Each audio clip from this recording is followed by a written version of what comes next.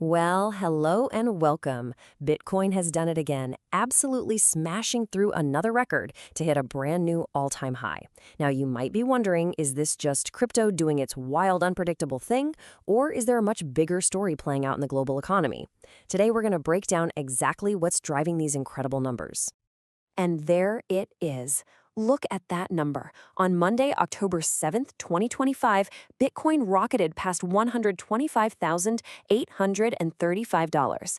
It actually popped over the 125K mark for the very first time over the weekend, and that momentum just kept on rolling. This is a huge milestone.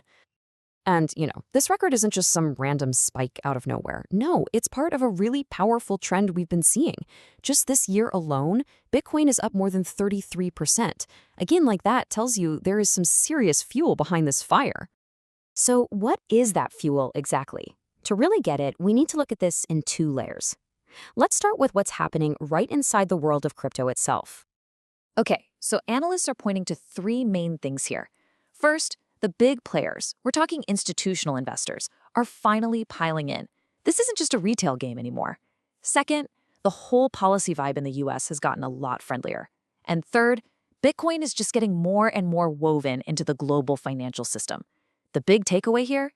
Bitcoin is growing up. It's maturing as a real asset. But here's the thing.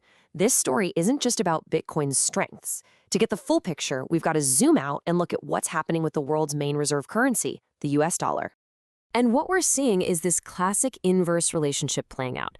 Basically, as the US dollar gets weaker, investors start looking around for other places to park their money to protect its value. And right now, a lot of them are choosing Bitcoin. Its climb has almost been a perfect mirror image of the dollar's slide. So just how weak are we talking? Well, the US dollar index, which kind of measures its strength against other major currencies, is down almost 10% this year. For the world's reserve currency, that is a really significant drop, and it sends huge ripple effects through all the global market. So what's behind this weakness? A lot of it traces back to ongoing tariffs and just general economic uncertainty. And what does that do? It makes investors all over the world start to diversify, to move away from US assets and look for alternatives. And, yep, you guessed it, like Bitcoin.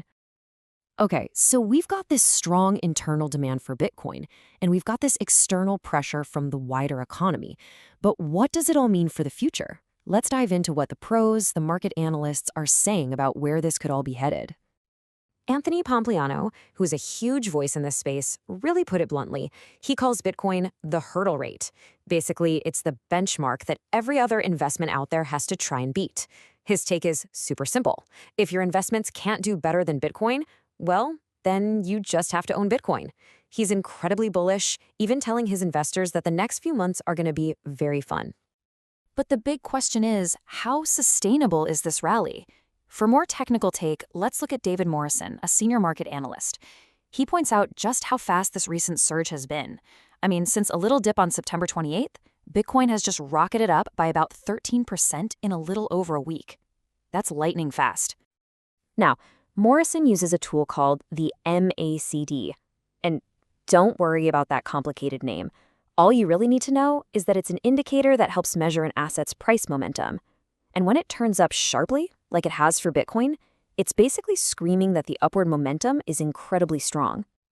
But Morrison also throws in a little bit of caution.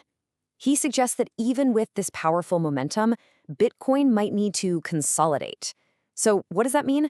Well, basically, after a climb this steep, the price might need to chill out, trade sideways for a bit, and build a more stable foundation before it can make another big push higher. So let's just recap the two massive forces we're seeing here. On one side, you've got those internal drivers, big money flowing in from institutions and Bitcoin getting more plugged into our financial world. And on the other side, you've got that external pressure, a weaker US dollar that's pushing investors to find a safe haven. It's really the perfect storm. And all of this leaves us with a really fascinating question to think about. We're watching a digital asset absolutely surge at the same time the world's most dominant currency is under pressure. Is this just a temporary market thing, or are we actually getting a glimpse into the early days of a brand new financial future? That's the big question to keep in your mind.